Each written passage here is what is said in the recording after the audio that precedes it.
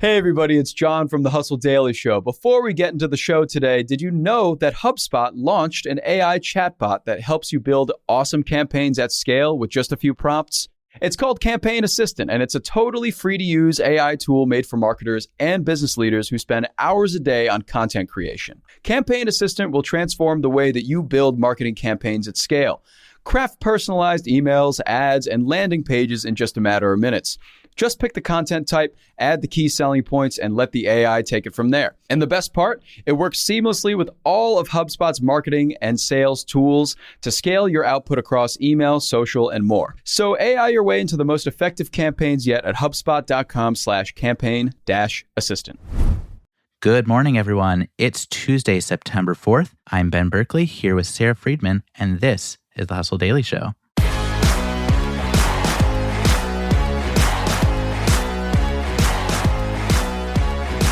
We are so sorry to shake you out of your holiday weekend stupor by putting ad jingles into your head, but that's what our top story will be today. We're going to focus on just that, the ad music that pulls on consumer heartstrings and lodges themselves in their heads. Sara spoke with one production company that specializes in composing ad music. She'll tell you more about the wonderful world of jingles, but first, let's talk about what else is happening in the world of business and tech. First up, we have the jobs report. The monthly Bureau for Labor Statistics report shows that employers added 187,000 jobs in August, which was more than expected. Unemployment did rise to 3.8%. The numbers really reflect an economy cooling off from a post-pandemic boom. For the very first time, the federal government will regulate staffing levels at nursing homes. A policy put in place by the Biden administration will mean an estimated 75% of nursing homes would need to up their staffing levels. On to Bumble. The dating app is tackling no-shows in real life, not just on the app, with its latest policy update. Bumble will now classify standing someone up in real life as bullying within its community standards. Of course, this is going to be pretty hard to enforce. Yeah, I'm very curious to see how this plays out. I know that my friend group chats over the years have on their own been tackling ghosting. So I'm curious to see what Bumble can do to fix this, and how to bring this into real life seems very challenging. We should see if your friends can be put into some sort of focus group situation to help them figure out how to tackle this. But yes, it is going to be ultimately impossible to stop ghosting or no-shows, but it's a really nice thing to try to bake that into the code of conduct on the platform. And so good luck to Bumble. On to video games. This November, the latest in the Call of Duty series, Modern Warfare 3, will be coming out, and it's going to have a little something to it that previous games have not had. There will be an AI moderation tool that will monitor gamers' voice chats for abusive behavior as they play the game. This is programmed to flag hate speech, harassment, and more. And while the AI cannot ban players outright, it will be listening in on every conversation that takes place during the game and referring cases to humans for disciplinary action. Tesla unveiled updates to its most affordable vehicle, the Model 3, including design tweaks, which boasts a rear touchscreen. It includes range improvements and also a steeper entry price. And I would just say, really nice that Tesla is catching up to my parents' late 90s Nissan Quest minivan with its 8-inch screen in the back, allowing kids to watch their shows. Moving on to Disney. The entertainment giant blocked its channels from being accessed by 15 million Spectrum subscribers in a fight over carriage fees. This means viewers in markets like New York and Los Angeles are not going to be able to access ABC, FX, National Geographic, and quite importantly, with the U.S. Open tennis tournament going on, college football season starting, ESPN will not be available to those viewers as well. Yeah, that was bold of Disney. I mean, especially New Yorkers during the US Open. Like, if you don't make it to the stadium and you're doing your melon ball cocktail from home and now you can't watch the Open, that's going to be a big problem. And I saw that Disney's stock price was down and TV profits in particular have been falling. So I think this seems like things are getting rocky over there. I feel like we're at a point where you can subscribe to so many different things to try to get access, and you're going to end up blocked from something, somehow, some way. Where does this end? I guess we'll probably find out in a couple of years when everyone is merged into one conglomerate and we're paying $500 a month for whatever they're offering. Let's talk about how commercial real estate is doing, and we're going to do it in just one sentence. When 70 Federal Street in Boston's financial district changed hands in a $41 million deal last week, it was the first time in 18 months that someone bought a major office building in the city. That was it in just one sentence. It has been a tough ride in commercial real estate. And let's do one more before our top story.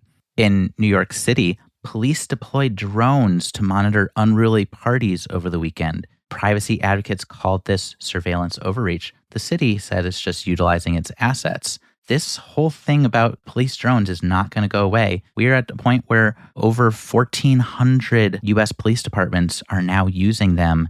Let's just hope that if you were out there partying over the long holiday weekend, that you got buzzed in a much more enjoyable way than a police drone overhead. And now let us move on to our top story. We're going to talk about ad music. Sara, you met with a production company recently who has been composing original tracks for brands. Can you tell us more about what they do and how they do it? Yeah, absolutely. So I spoke with Heavy Duty Projects. They're an LA-based production company, and they work with brands, ad agencies, and media companies. And they do everything from music supervision to original compositions to handling and overseeing artist collaborations, even covers and remixes of songs that you already know. And it turns out that there is a whole business of making original music for advertisements. So it's not just the songs that we hear on the radio, but sometimes it is a really high quality original track that is made specifically for a brand to play in an ad. I mean, I think I can immediately call to mind, and I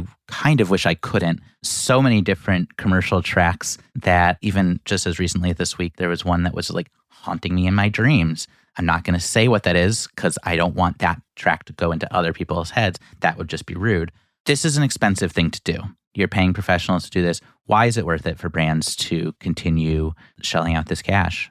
Yeah, I mean, I think it's exactly what you said. Music can be really powerful as an advertising tool. I know personally the Cars for Kids anthem has haunted me since I was a child in the 90s. These things have real staying power. Brands know how important this is, and that having the right music for what they're selling is just as important, if not more so, than the visuals, than the product itself. It's something that really gets consumers attached to your product. And I think maybe, as you said, in your dreams, you're still being sold whatever they're advertising. So that's something that is really powerful. And brands are increasingly willing to shell out these prices. And interestingly enough, Coca-Cola actually launched its own in-house studio for recording original music because it is that important to them. First off, thank you so much for now Cars for Kids entering my dreams. That's going to be a lot of fun. We very recently put out a story about sonic logos, which are the much shorter wordless melodies as opposed to these lengthier jingles and compositions that you're talking about here. It seems like Heavy Duty Projects has sustained really strong business despite the fact that a lot of the trends have gone toward those more sonic logos. Did they give you any insights on that? Yeah, I mean, I think one way that they're kind of keeping up with trends and keeping up with the times and keeping up with short form video specifically is on TikTok. They have become a vetted sound partner. And that means brands can go onto TikTok and have original audio created for them that's native to that platform. So I think that that's the way that these production companies can keep with the times, and not everything needs to be a long, full-length advertisement and an original composition. Sometimes it can be as easy as a 30-second TikTok for brands to still use music to sell their products. Thank you for that answer, but also thank you to TikTok for presumably not having Cars for Kids as a vetted sound partner. But also, again, it really speaks to how this works. I think that we are looking at forever a very competitive marketplace for attention. And this is one way that we'll continue to rise above to gain it, hold it, and as we've established here, haunt dreams.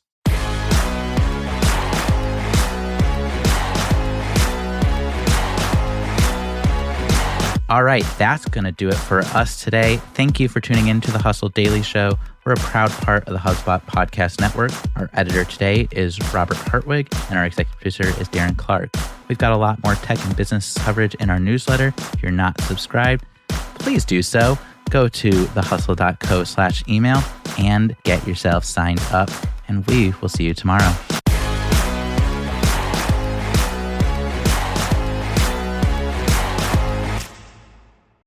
Let me tell you about a show that I've been loving lately. It's called Entrepreneurs on Fire. It's hosted by the incredible John Lee Dumas. It's available now on the HubSpot Podcast Network. Entrepreneurs on Fire stokes inspiration and shares strategies to fire up your entrepreneurial journey and create the life that you've always dreamed of. I'm a big fan of this podcast. It has energy, it has value, and it's all about learning about entrepreneurship. I was just listening to an episode the other day. JLD interviewed Jay Rogers, who was such a wealth of information. He kind of went into how entrepreneurship chooses you. You don't necessarily choose it, and that failure only happens when you stop trying to win. A lot of gems in this one. So I highly recommend checking out that particular episode along with the rest. So go listen to Entrepreneurs on Fire wherever you get your podcasts.